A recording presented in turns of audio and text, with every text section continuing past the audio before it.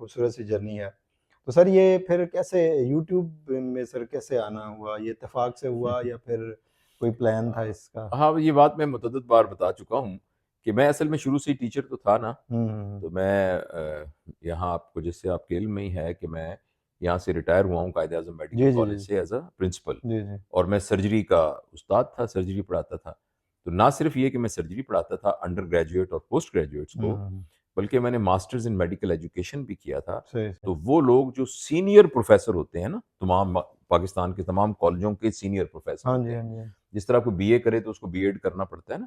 تو جس طرح کسی نے ایف آر سی ایس یا ایف سی پی ایس کر لیا تو اس سے وہ اچھا سرجن تو ہے, ہاں مگر کیا وہ اچھا ٹیچر ہے کہ نہیں؟ تو وہ اس کے لیے ایک ایجوکیشن کی ڈگری تھی, تو وہ میں نے ماسٹرز کیا تھا. ٹھیک ہے. تو اس کے بعد پھر میں اس کالج آف فزیشین سرجن میں وہ بھی پڑھاتا تھا. تو اس کے ساتھ وہ کوگنیٹو سائیکالوجی اور ساری سافٹ سکلز جو ہیں, لیڈرشپ کیا ہوتی ہے, لرننگ سٹائلز کیا ہوتے ہیں, فیلئر کو کیسے ہینڈل کرتے ہیں, تو اس طرح کی ساری چیزیں, انفارمیشن کو پروسیسنگ کیسے کرتے ہیں, ان ساروں کا تعلق ہی ایکچولی ہیومن ڈیولپمنٹ کے ساتھ ہے, بالکل. اور یعنی انسان کے ذہن کی ڈیولپمنٹ اور لرننگ کے ساتھ ہے. تو یہ میں بہت عرصے سے پڑھا رہا تھا.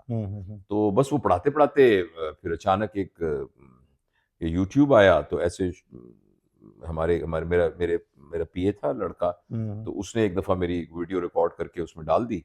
وہ پھر بس وہاں سے چلنا شروع ہو گیا سلسلہ. وہ عجیب, وہ اس ویڈیو کا نام ہے لرننگ ہاؤ ٹو لرن. ہاں جی ہاں جی ہاں جی. تو آپ دیکھیں گے نا, وہ ایکچولی شروع کر وہ دیا. اس میں نا وہ عجیب وہ تھی کہ ود ان 1 ویک نا اس کے ہمارے سبسکرائبر نا, جیسے 100-200 سبسکرائبر, کیونکہ یوٹیوب ایک چینل بنا ہوا تھا ہاں پہلے, جی ہاں جی ہاں اس میں ایسے کبھی میں شاعری بھی کرتا ہوں, تو جی کوئی جی. شعر ڈال دیا, کوئی دوست احباب, تو اس کے کوئی 100-150 سبسکرائبر ہوں گے, ہوں. اور جو کہ ہمارے جو اپنے فیملی کے ہاں جی لوگ ہاں ہی جی سارے. ایسا. تو جو ہی وہ ویڈیو اپلوڈ ہوئی تو ایک ہفتے میں وہ 36,000 ہو گئے. صحیح صحیح صحیح. 36,000. اور وہ ویڈیو 59 منٹس کی تھی. تو ہوں. وہ ایک ہفتے میں ہی اس کے جو وہ 4,000 گھنٹے ہوتے ہیں نا, ہاں جی, وہ ایک کرائٹیریا سارا ہفتے میں ہی پورا. پورے ہو گئے. بس اس کے بعد شروع میں تو میں شغل میں ڈال دیتا تھا, ایسے کوئی لیکچر ہوتا تھا ڈال دیتا تھا. پھر کچھ عرصے کے بعد مجھے انہوں نے ٹی وی چینلز والوں نے بلانا شروع کر دیا. پھر مختلف یونیورسٹیز نے کہا کہ ہمیں بھی یہ باتیں بتائیے جو آپ بتا رہے ہیں.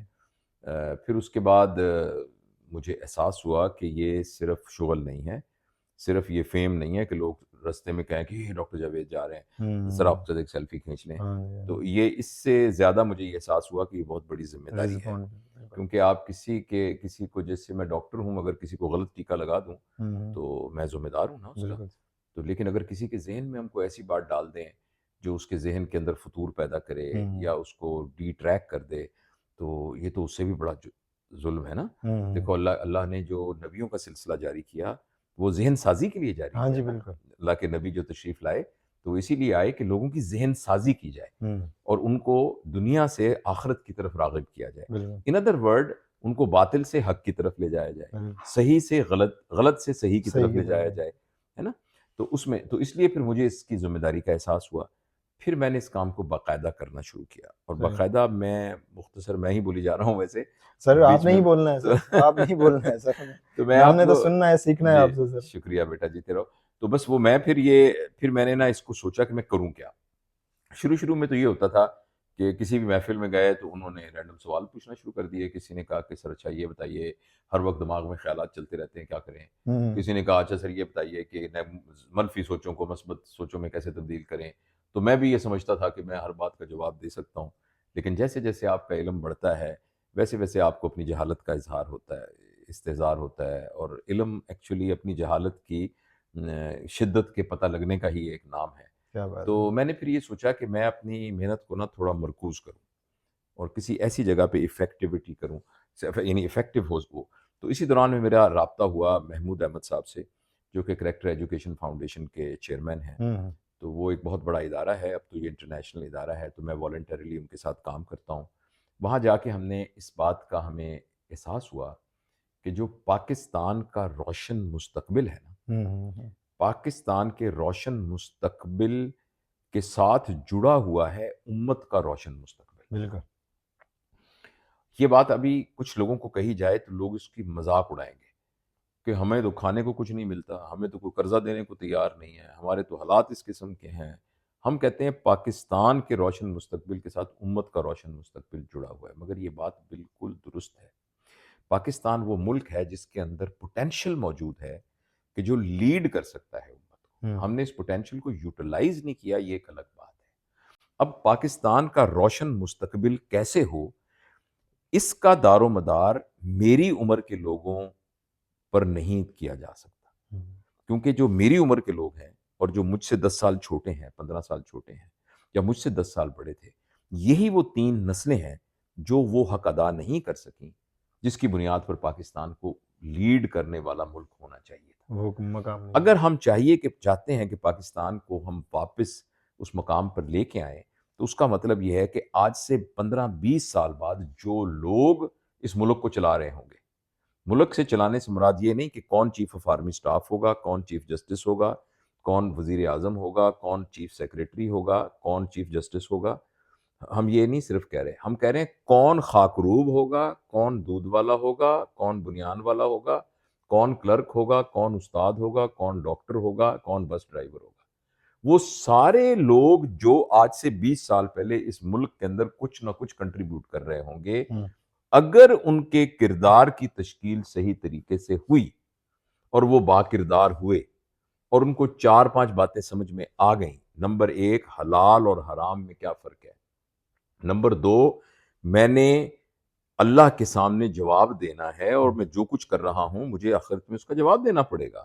نمبر 3، میں نے اس ملک کو نقصان نہیں پہنچانا، اس کو فائدہ اٹھانا. نمبر 4، میں نے بیسٹ آف ایبلٹی پرفارم کرنا ہے. یہ 4-5 موٹی موٹی باتیں ہیں نا. اور انٹرنیشنل جو ایک سٹینڈرڈز ہیں، ان سٹینڈرڈز کے مطابق میں نے سائنس اینڈ ٹیکنالوجی میں ترقی کر کے انٹرنیشنل مارکیٹ کے مقابلے میں لے کے آنا. 5-6 یہ باتیں ہیں جن کے پیچھے ایک با کردار انسان چاہیے.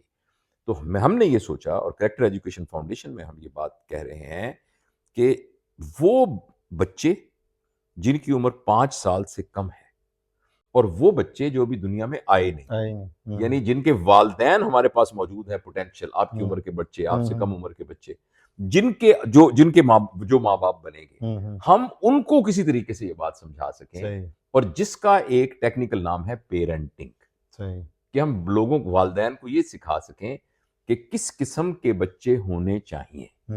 اور اگر ہم اس میں کامیاب ہو گئے تو 15 سال کے بعد چاہے خاکروب ہو، چاہے کلرک ہو، چاہے ملک کا وزیر اعظم ہو، ہم توقع کریں گے کہ یہ اس گروپ میں سے ہوگا جس کو حلال حرام کا پتہ ہوگا، جس کے نزدیک پیسہ پہلی ویلیو نہیں ہوگی.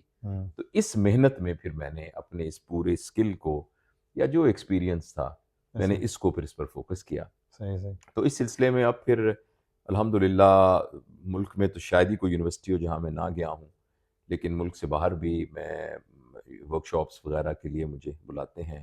میں ادھر انگلینڈ گیا ہوں، بہت متعدد بار گیا ہوں، 2 دفعہ ناروے گیا ہوں، اور ابھی امریکہ میں 15 دن پہلے امریکہ تھا. وہاں ڈیلس میں، چونکہ ڈیلس میں بہت مسلمان رہتے ہیں، تو وہاں مسجدیں ہیں بہت، تو وہاں 9 دن میں میری 11 ڈفرینٹ لیکچرز تھے جو پریڈومیننٹلی پیرنٹنگ پہ، اور پیرنٹنگ کا ٹاپک وہاں ویسٹ میں بہت پرٹیننٹ ہے، کیونکہ آپ نے ایک طرف اپنا مسلمانوں والا تشخص رکھنا ہے، اور دوسری طرف ان کے ساتھ ایک مکس ہو کر ایک ان کے ساتھ اس ایک multi cultural multi ethnic society کے اندر ایک آئسولیٹ بھی نہیں ہونا، پھر ان کے ساتھ مکس ہو کر بھی رہنا ہے. تو وہاں امریکہ میں گیا. اب میں انشاءاللہ 31 جنوری کو آسٹریلیا جا رہا ہوں، تو وہاں بھی 3 شہروں کے اندر پریڈومیننٹلی یہ پیرنٹنگ کے بارے میں انشاءاللہ ہوں گی. تو بس یہ چھوٹا سا میرے سفر کی کہانی. صحیح سر، زبردست.